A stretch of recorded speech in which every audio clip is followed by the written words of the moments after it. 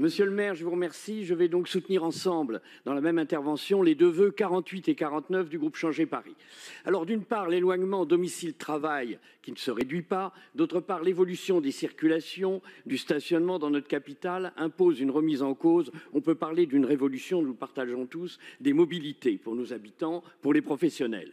Aussi, les vœux que nous présentons avec Geoffroy Boulard n'ont d'autre objet que de prendre compte les situations créées par l'application d'un stationnement payant aux deux roues motorisées pour les corriger. Notre groupe avait pourtant attiré l'attention de l'exécutif, qui aurait dû en prendre la mesure, par un vœu relatif à l'instauration du stationnement payant des deux roues motorisées, présenté au Conseil de Paris par Nicolas Jeantet lors de la séance de décembre 2021 déjà.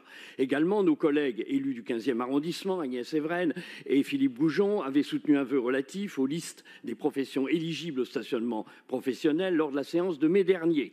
Pour ma part, avec Franck Marguin, nous avions soutenu un vœu lors de la séance de juin 2021 relatif à la circulation et au stationnement des professionnels dans Paris qui demandaient l'ouverture du stationnement promobile aux professionnels domiciliés en Grande Couronne.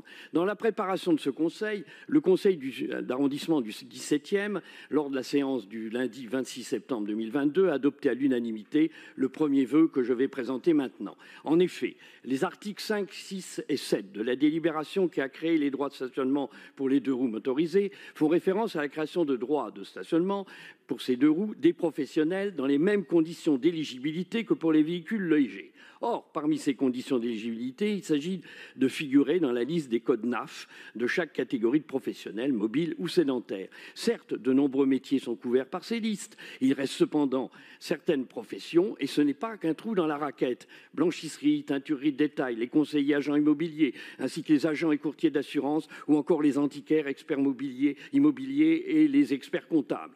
Ainsi, la problématique ne s'arrête pas au déplacement domicile-travail et à une cote mal taillée en fonction du nombre d'employés, mais bien à ceux dont l'activité entraîne cette forme de mobilité. Ainsi, s'agissant de l'article 6 de la délibération précitée, qui crée un droit promobile de roues motorisées ouvert aux professionnels ayant une activité principalement mobile, selon les informations disponibles sur le site de la mairie de Paris, il apparaît que le nombre de droits autorisés par entreprise est de 3 jusqu'à 10 salariés et d'un droit supplémentaire par tranche de 10 salariés. Pour de nombreux professionnels de l'artisanat ou des PME, le nombre de droits autorisés n'est pas suffisant. Par exemple, pour les agences immobilières, dont parfois l'intégralité des salariés doivent se déplacer pour des visites d'appartements. Ces professions sont venues nous voir pour exposer leurs problèmes et déplorer l'absence de considération. Ceci conduit à des surcoûts très importants, tant pour des salariés dont la rémunération pour ces emplois de service à nos administrés se voit injustement amputés, ou de PME très menacées dans leur survie. Ainsi, il n'est que temps pour la ville de Paris de faire l'inventaire de ces situations et apporter au plus vite les corrections qui s'imposent. Je vous remercie.